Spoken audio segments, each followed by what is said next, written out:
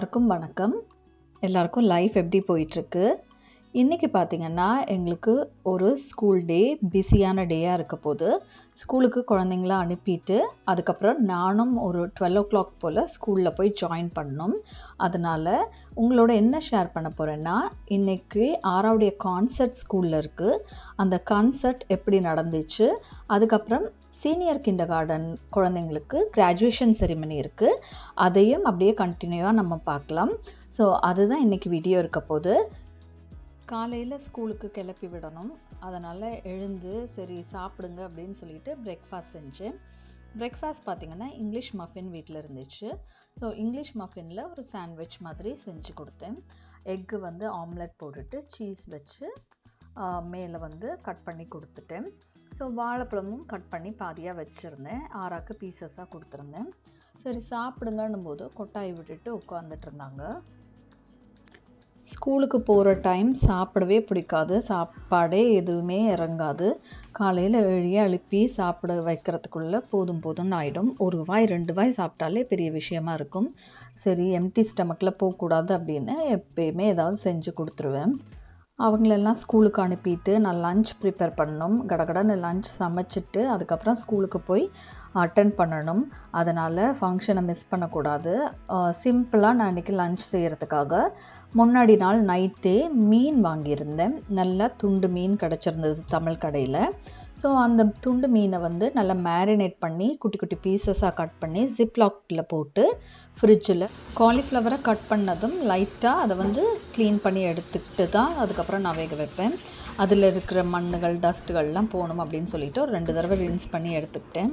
நான் வச்சுட்டேன். ஏன்னா அடுத்த நாள் எனக்கு தெரியும் பிஸியாக இருக்கும், ஃபாஸ்ட்டாக சமைக்கணும். அதனால் சிம்பிளாக ஒரு லன்ச் மெனு தான் இன்றைக்கி இருக்க போகுது. மேரினேட் பண்ண மீன் நல்லா டீப் ஃப்ரை பண்ணி பொரிச்சிட்டா மீன் பொரியல் குழந்தைங்க ஸ்கூலால் சாப்பிட்றதுக்கு நல்லாயிருக்கும். அதுக்கப்புறம் காலிஃப்ளவர் இருந்தது.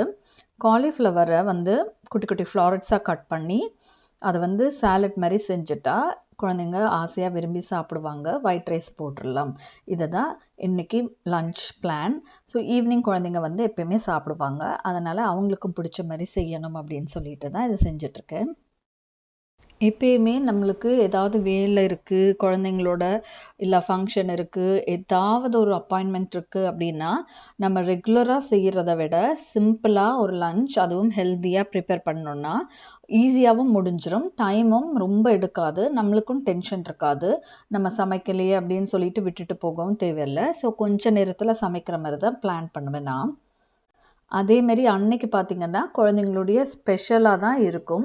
அவங்களுக்கு பிடிச்ச மாதிரி ஈவினிங் ஸ்கூலால் சாப்பிடும்போதும் ரொம்ப ஆசையாக இது பிடிக்கிற லன்ச் மெனுவாக தான் அமையும். ஏன்னா ரெகுலராக நம்ம குழம்பு அந்த மாதிரி பொரியல் அந்த மாதிரி வெஜிடபிள்ஸ் தான் கொடுப்போம். அது இல்லாமல் டிஃப்ரெண்ட்டாக ஏதாவது செய்யணும் அப்படின்னு பார்ப்பேன். அதனால தான் இப்படி பிளான் பண்ணேன். காலிஃப்ளவரை எப்பயுமே நல்லா சுடு தண்ணியில் போட்டுட்டா உள்ளே இருக்கிற பூச்சி புழு எல்லாமே செத்துரும். நல்ல கெட்டிலில் சுடு தண்ணி வச்சுருந்தேன். ஸோ அந்த சுடு தண்ணியை எடுத்து அப்படியே பேனில் போட்டுட்டு அதுக்கப்புறம் குட்டி குட்டி பீசஸாக கட் பண்ண காலிஃப்ளவரை அந்த தண்ணியில் ஆட் பண்ணிவிட்டு கொஞ்சம் உப்பும் மஞ்சள் நான் போடலை. ஏன்னா நான் சாலட் செய்ய போகிறேன். மஞ்சள் போட்டால் பிடிக்காது குழந்தைங்களுக்கு. அதனால் ஒயிட்டாகவே இருக்கணும்னு சொல்லிட்டு அப்படியே மஞ்சள் போடாமல் உப்பு மட்டும் போட்டு மூடி வச்சுட்டேன். அது ஒரு 2 கொதி வந்ததுக்கப்புறம் தான் அதுக்கப்புறம் ஓப்பன் பண்ணுவேன்.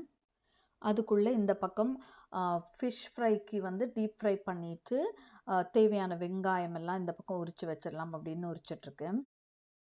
சாலட் செய்ய போகிறேன்னா பச்சையாக செஞ்சால் நல்லா இருக்காது. காலிஃப்ளவரில் பூச்சி புழுவை கட்டாயம் நீக்கணும். அதே மாதிரி ரொம்ப வெந்தாலும் இது டேஸ்ட் இருக்காது. கரெக்டாக ஒரு 2-3 மினிட்ஸில் இதை ஆஃப் பண்ணுற மாதிரி தான் இருக்கும்.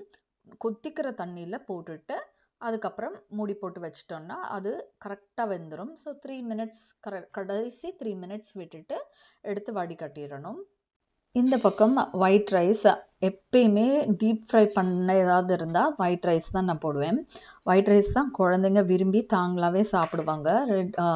சிகப்பரிசி போட்டேன்னா பொரியல் அதுக்கெல்லாம் ரொம்ப டேஸ்ட்டாக இருக்காது, ஆனால் ஹெல்தி தான். இது ஒயிட் ரைஸோடு பார்க்கும்போது அவங்களுக்கு சாப்பிடணும் போல் ஆசையாக இருக்கும்.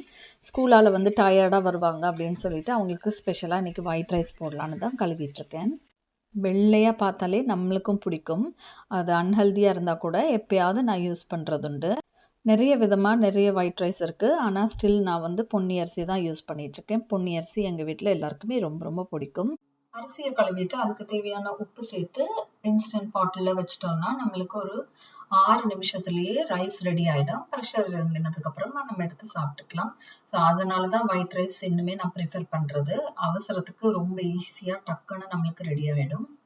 இன்ஸ்டன்ட் பாட்டு வந்து கரண்ட்டில் போடுறதால எப்பயுமே ஈரம் ஏதாவது இருந்தால் அழகாக எல்லாத்தையும் தொடச்சிட்டு நல்லா ட்ரை ஆனதுக்கப்புறமா தான் இன்ஸ்டன்ட் பாட்டை நான் ஆன் பண்ணுவேன். அதேமாரி நம்ம வெளியில் எங்கேயாவது போகிறோன்னா நம்ம இன்ஸ்டன்ட் பாட்டில் போட்டுட்டு நம்ம ரைஸ் வர்றதுக்குள்ளே ரெடி ஆகிடும். இதை பார்த்துக்கிட்டே இருக்கணும் அப்படின்லாம் அவசியம் கிடையாது. ஆன்லேயே விட்டுட்டு போயிட்டு வந்துடலாம். அதுக்குள்ளே எங்கள் வீட்டில் ரைஸ் ரெடி ஆகிடும். பசிக்கும் போது வந்து சாப்பிட்ற மாதிரி இருக்கும். இந்த பக்கம் பார்த்திங்கன்னா வெங்காயத்தை நல்ல ஸ்லைஸாக லென்த்தியாக கட் பண்ணி வச்சுருந்தேன். மெலிசாக கட் பண்ணிங்கன்னா ரொம்ப ஈஸியாகவே வதங்கிடும். ஒரு லைட்டாக 2 ஸ்பூன் எண்ணெய் விட்டுட்டு அந்த வெங்காயத்தை போட்டு அதுக்கு தேவையான உப்பு போட்டுட்டோம்னா அது சீக்கிரமே வதங்கிடும்னு சொல்லிட்டு அந்த பக்கம் அடுப்பில் வதங்க விட்டுட்டேன். இந்த சைட் பார்த்திங்கன்னா நம்மளுக்கு போட்ட காலிஃப்ளவர் 2-3 மினிட்ஸில் நான் இறக்கி வடிகட்டி வைக்க போகிறேன். வடிகட்டின தண்ணியை நான் யூஸ் பண்ண மாட்டேன். அப்படியே சிங்கில் ஊற்றி கழுவிடுவேன். ஏன்னா அதில் இருக்கிற ஏதாவது கெமிக்கல்ஸ் பூச்சி அப்படி இருந்துச்சுன்னா அதை யூஸ் பண்ணுறது நம்மளுக்கு தேவை கிடையாது அப்படின்னு சொல்லிட்டு அதை ஊற்றிட்டு இதை வடிகட்டி வச்சுட்டேன். இது நல்லா ஆறுனதுக்கப்புறம் தான் சாலட் செய்யணும். இல்லைன்னா சூடோட போட்டோன்னா அந்த டேஸ்ட்டே வேறு மாதிரி ஆகிடும். இந்த பக்கம் சாலடுக்கு வெங்காயத்தை ரொம்ப குட்டி குட்டி குட்டியாக பொடி பண்ணி வச்சுருந்தேன். ஏன்னா குழந்தைங்க சாப்பிடுவாங்க, கொஞ்சம் பெருசாக இருந்தால் வேணான்னு சொல்லிடுவாங்க. அதனால் நல்லா குட்டி குட்டியாக கண்ணுக்கு தெரியாத மாதிரி எவ்வளோ பொடி பண்ண முடியுமோ அந்த மாதிரி பொடி பண்ணி வச்சுக்கிட்டு அது ஒரு 1/2 வெங்காயம் இருக்கும். அதை நல்லா குட்டியாக கட் பண்ணி அதை சேர்த்துக்கிட்டேன்.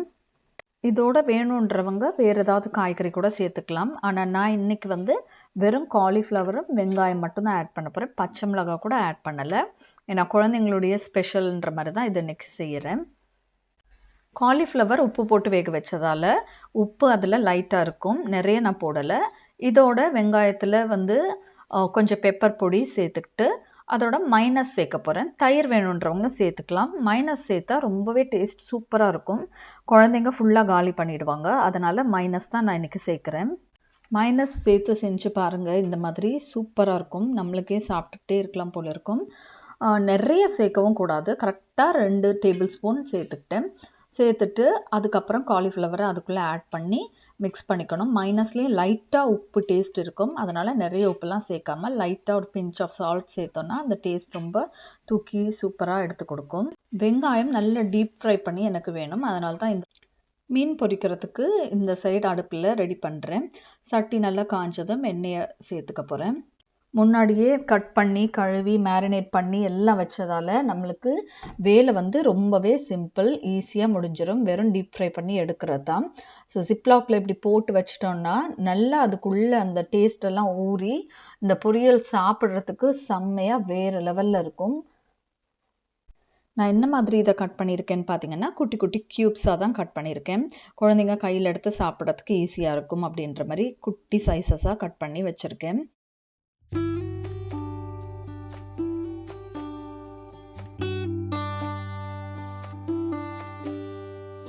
எண்ணெய் நல்லா கொதிச்சதுமே முதல்லையே நான் என்ன செய்கிறேன்னு பார்த்தீங்கன்னா ஒரு கைப்பிடி கருவேப்பிலையை நல்லா கழுவிட்டு அந்த எண்ணெயில் டீப் ஃப்ரை பண்ணி எடுத்துக்க போகிறேன். ஏன்னா எனக்கு கடைசியாக அந்த பிளேட்டில் போட்டு மிக்ஸ் பண்ணுறதுக்கு இது தேவை. அந்த கருவேப்பிலை வாசம் தான் அந்த பொரியலுக்கு சூப்பராக இருக்கும். ஸோ அதை கண்டிப்பாக நம்ம சேர்க்கணும்.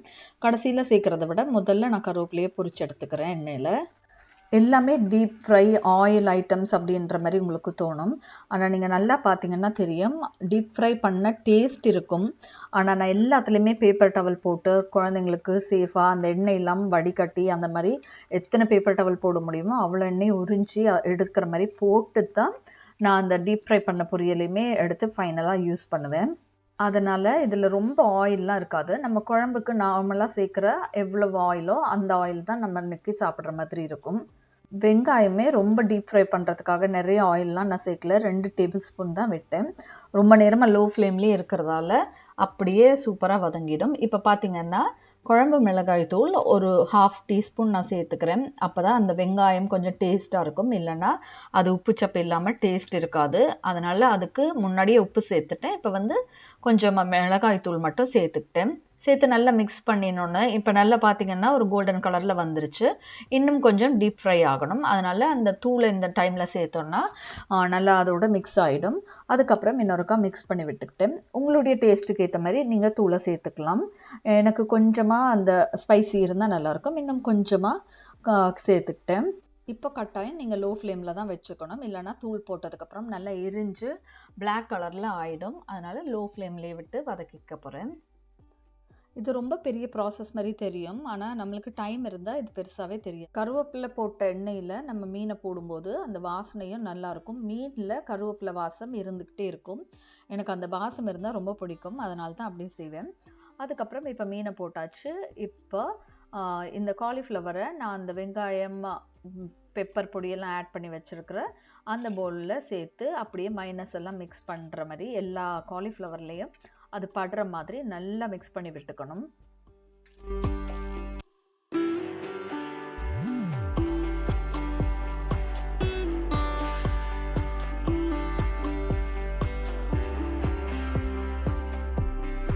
இந்த காலிஃப்ளவர் சாலட் இவ்வளோதான், ரொம்ப சிம்பிள்.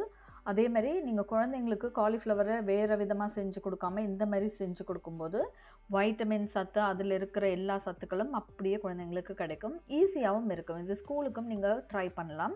லஞ்ச் பாக்ஸில் வச்சு சைடில் கொடுத்தா கூட அவங்க ஈஸியாக சாப்பிட்ற மாதிரி இருக்கும். அதே நேரத்தில் நல்ல டேஸ்டியாகவும் அவங்களுக்கு இருக்கும். அவங்களுக்கு பிடிக்கிற மாதிரி இது ஒரு டிஷ்ஷு. இதில் நீங்கள் வேறு வெஜிடபிள்ஸ் வேணால் சேர்த்துக்கலாம். வீட்டில் இருந்தால் கூட பாத்திரத்தை கழுவாமல் இருக்கலாம். சரி சாப்பிட்டு நம்ம கழுவலாம் அப்படின்னு கூட போட்டு வைக்கலாம். ஆனால் வெளியில் போகிறதுனா கட்டாயம் ஒரு சின்ன டம்ளர் கூட வைக்காமல் எல்லாமே கழுவி நீட்டாக கவுத்து வச்சுட்டு வெளியில் போனோன்னா தான் வீட்டுக்கு கிச்சனில் ஓப்பன் பண்ணி சாப்பிடும்போது நம்மளுக்கு அந்த ஒரு டென்ஷன் இருக்காது. இன்னும் வேலை இருக்குது அப்படின்னு இல்லாமல் அப்பா சாப்பிட்டா வேலை முடிஞ்சிடும் அப்படின்னு இருக்கும். அதனால் நான் எப்பயுமே இந்த பக்கம் சமையல் நடந்துட்டு இருக்கும்போது சைடில் இருக்கிற பாத்திரம்லாம் கழுவி அப்படியே கவுத்து வச்சுருவேன். டைம் இருந்தால் நம்ம குழந்தைங்களோட ஸ்பெண்ட் பண்ணலாம். அதே மாதிரி அடுத்த வேலைக்கு சமைக்கிறதுக்கும் ஈஸியாக இருக்கும். பாத்திரம்லாம் நல்லா காஞ்சிரும். அந்த ஜன்னலில் வர வெயில்லையே எல்லாமே காஞ்சிரும். அந்த காற்றுல காஞ்சிரும்ன்றதால அந்த பக்கம் எல்லாம் கழுவி வச்சுட்டேன். இந்த பக்கம் பார்த்தீங்கன்னா நான் ஃபர்ஸ்ட் டைம் போட்ட அந்த மீன் அவ்வளவும் பொரிஞ்சு வந்துருச்சு. ரொம்ப முருகலாக அந்த மாதிரிலாம் எடுக்க மாட்டேன். டீப் ஃப்ரை பண்ணுறதுக்கு ஆயில் போட்டாலுமே ஒரு அளவுக்கு மீடியம் பதம் வந்தோன்னுமே எடுத்துருவேன். ரெண்டாவது பேட்ச் மீனை போட்டு பொரிக்க விட்டுட்டு இந்த பக்கம் மிச்ச வேலையை செய்ய போகிறேன். வெங்காயம் நல்லா வதங்கிடுச்சு. ஸோ அதை அப்படியே ஒரு பேப்பர் டவல் வச்சு வெங்காயத்தை கொட்டி கொஞ்ச நேரம் விட்டுட்டேன். ஸோ டபுள் லேயர் போட்டு விட்டதால் அதில் இருக்கிற ஆயிலெலாம் தனியாக வந்துருச்சு. இப்போ இந்த பொரிச்ச மீனையும் போட்டு மிக்ஸ் பண்ணி விட்டுட வேண்டியதான். மிக்ஸ் பண்ணாமல் நம்ம பிளேட் ப்ரெசன்டேஷனுக்காக இப்படியே வச்சா கூட ரொம்ப நல்லாயிருக்கும். ஆனால் மிக்ஸ் பண்ணும்போது நம்ம கொஞ்சம் நேரத்தால் சாப்பிடும்போது அந்த டேஸ்ட்டு சூப்பராக இருக்கும். வெங்காயம் இந்த மீன் பொரியலோடையே சாப்பிட்றலாம். நான் ஸ்கூலுக்கு போயிட்டு சாப்பிட்லான்னு பார்த்தா பசிக்க ஆரம்பிச்சிருச்சு. சரி கொஞ்சம் சாப்பிட்டுட்டே போகலாம் அப்படின்னு சொல்லிட்டு நான் ரைஸ் போட்டு எனக்கான சாலட் போட்டு மீன் பொரியலோட சாப்பிட்டுட்டு தான் ஸ்கூலுக்கு போகிறேன். ஏன்னா குழந்தைங்கள நின்று கூட்டிகிட்டு வர மாதிரியே இருக்கும். நின்று கூட்டிகிட்டு வரும்போது 3:30 ஆகிடும். அதுக்கப்புறம் அவங்களுக்கு ஊட்டுற டைமுக்கு நம்ம சாப்பிட்டுட்டு இருந்தால் நம்மளுக்கும் ஒரு டென்ஷனாக இருக்கும். அதை விட 4 வாய் 5 வாயோ சாப்பிட்டுட்டு போயிட்டோன்னா லஞ்ச் டைம் முடிஞ்சிடும். அடுத்த வேலைக்கு பார்க்கலாம் அப்படின்னு சொல்லிட்டு நான் சாப்பிட ஆரம்பிச்சிட்டேன். ஸ்கூலால் வந்ததுமே அவங்களுக்கு சாப்பிட்ற மூடே இருக்காது. ஸ்கூலில் என்ன நடந்தது அப்படின்னு சொல்லிட்டு இருப்பாங்க. மோஸ்ட்லி நான் ஆராக்கு ஊட்டுற மாதிரி தான் இருக்கும். சரி அவளுக்கு ஊட்டணும், அதுக்கப்புறம் நானும் சாப்பிடணுன்னா ரொம்ப பசிக்க ஆரம்பிச்சிடும். எனக்கு லேட் ஆனால் கூட சாப்பிட்ற மூடே இருக்காது. நம்மளுக்கு அந்த எனக்கு கொஞ்சம் சூடாக இருந்தால் பிடிக்கும். அப்போ எல்லாமே ஆறியும் போயிடும். அதனால் சுட சுட கொஞ்சமாக ஒரு 4 வாய் சாப்பிட்டுட்டு போகலாம் அப்படின்னு சொல்லிட்டு சாப்பிட உட்காந்துட்டேன்.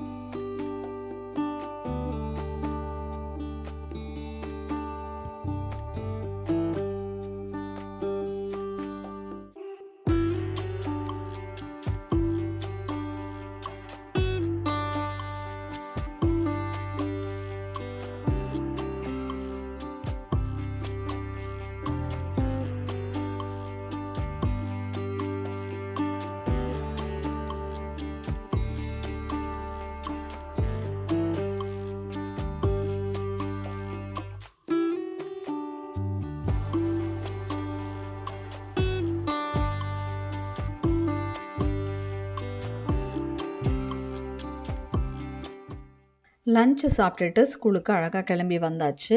கரெக்ட் டைமுக்கு வந்து சேர்ந்துட்டேன். எதுவுமே ஸ்டார்ட் ஆகலை.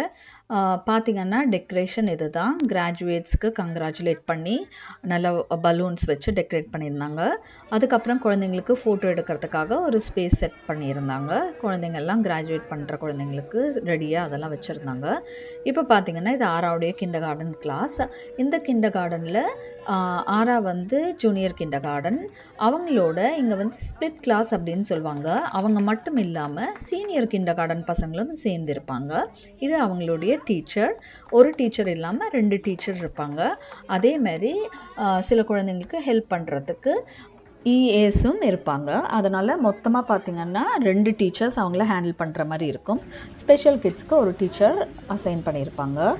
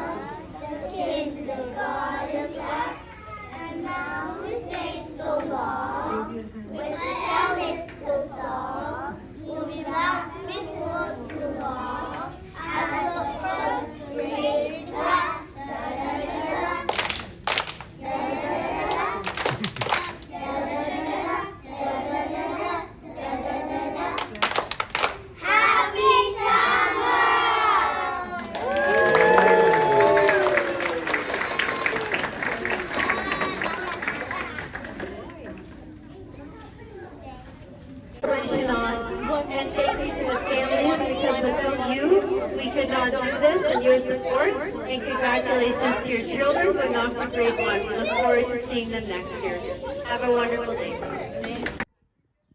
ஆராவுடைய கன்சர்ட் ரொம்ப அழகாக இருந்துச்சு. எந்த மியூசிக்கும் இல்லாமல் குழந்தைங்களே மியூசிக் வாயில் போட்டு கையை கிளாப் பண்ணி அது வந்து வீட்டில் பாடிக்கிட்டே இருந்த அந்த பாட்டை எப்படா நம்ம வந்து பார்ப்போம் அப்படின்னு சொல்லிட்டு அவளுக்கு அவ்வளோ ஹாப்பி. அதை வந்து பாடும்போதே அந்த குழந்தைங்களுடைய முகத்தை பார்க்கணும் அவ்வளோ ஆசையாக இருந்துச்சு. அதை ஃபுல்லாக ஸ்கூல்லேருந்து வீடு வர வரைக்கும் பாடிக்கிட்டே இருந்தா. ஸ்கூல் விடுற டைமும் ஆயிடுச்சு. நான் எதிர்பார்த்த மாதிரியே அந்த டைமுக்கு அவங்களையும் கூட்டிகிட்டு வர மாதிரி இருந்துச்சு. இப்பயுமே காற்று பார்த்திங்கன்னா செம்ம காற்று, குளிர ஆரம்பிச்சிருச்சு. நான் கையில் ஒரு கோட் கொடுத்து விட்டேன் மார்னிங். அதை வந்து சரி போட்டுக்கோ அப்படின்னு சொல்லிட்டு போட வச்சுட்டேன். ஏன்னா செம்மையாக எனக்கே குளிர ஆரம்பிச்சிருச்சு. ஆராக்கு இந்த ஹேட் போட்டு தான் நடந்துச்சு கிராஜுவேஷன் செரிமனியில். இந்த ஹேட்டை வந்து அஜய் தான் கிளாஸ்மேட்ஸோடு சேர்ந்து செஞ்சுருக்காரு. அதே மாதிரி ஆராவுடைய கையில் பார்த்திங்கன்னா ஒரு ட்ரெஷர் பாக்ஸ் அப்படின்னு சொல்லிட்டு அவங்களுக்கு என்னென்ன செய்யணுமோ அதெல்லாம் செஞ்சு கொடுத்துருக்காங்க. ஸோ அவளுக்கு அவ்வளோ ஹாப்பி. அதை எப்படா ஓப்பன் பண்ணுவேன் அப்படின்னு சொல்லிட்டு வீட்டுக்கு போயிட்டோம். இதுதான் இன்றைக்கி நடந்துச்சு. ஐ ஹோப் உங்களுக்கு இந்த வீடியோ பிடிச்சிருக்குன்னு நம்புகிறேன். இன்னொரு வீடியோவில் பார்க்கலாம்.